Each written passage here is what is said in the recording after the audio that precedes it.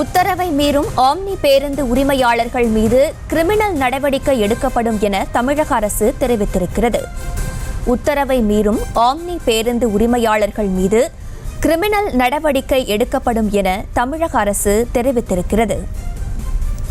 உத்தரவை மீறும் ஆம்னி பேருந்து உரிமையாளர்கள் மீது கிரிமினல் நடவடிக்கை எடுக்கப்படும் என தமிழக அரசு தரப்பில் தெரிவிக்கப்பட்டிருக்கிறது.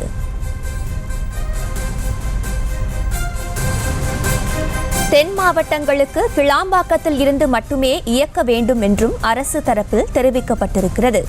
இந்த உத்தரவை மீறும் ஆம்னி பேருந்து உரிமையாளர்கள் மீது கிரிமினல் சட்டப்படி நடவடிக்கை எடுக்கப்படும் என தெரிவிக்கப்பட்டிருக்கிறது. தென் மாவட்டங்களுக்கு செல்லும் ஆம்னி பேருந்துகளை கிளாம்பாக்கத்தில் இருந்து மட்டுமே இயக்க வேண்டும் என தமிழக அரசு தெரிவித்திருக்கிறது. விவரங்களோடு இணைகிறார் செய்தியாளர் காண்டிபன். விவரங்கள்.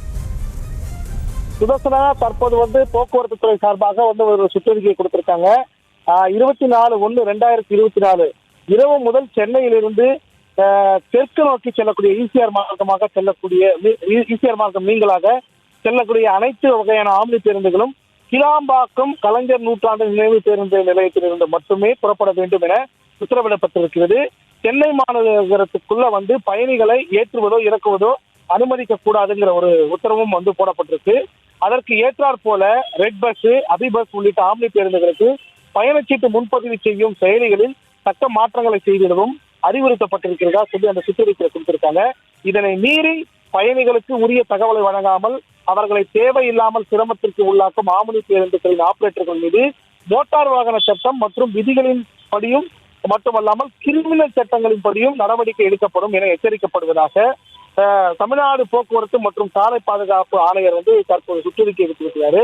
அதே நேரத்தில் ஈசிஆர் மார்க்கமாக செல்லக்கூடிய ஆம்னி பேருந்துகளும் சென்னையிலிருந்து வேலூர் உள்ளிட்ட மேற்கு மார்க்கமாக செல்லும் ஆம்னி பேருந்துகளும் சித்தூர் ரெட் ஹில்ஸ் வழியாக வடக்கு மார்க்கத்தை செல்லும் ஆம்னி பேருந்துகளும் வழக்கம் போல கோயம்பேடு ஆம்னி பேருந்து நிலையத்திலிருந்து தொடர்ந்து இயக்குவதற்கு அனுமதிக்கப்பட்டிருக்கிறதா சொல்லியிருக்காங்க. குறிப்பா இதுல நம்ம என்ன பார்க்கணும்னாக்கா, இப்போ ஆம்னி பேருந்துகளை சென்னைக்குள்ள பொதுமக்களை இறக்கி ஏற்றி கொண்டு போறத பார்த்தோம்னா மோட்டார் வாகன சட்டம் மட்டும் இல்லாம கிரிமினல் நடவடிக்கைகளும் அவர்கள் மீது பாயம் சொல்லியிருக்காங்க இந்த சுற்றறிக்கையில. சுதர்சனா,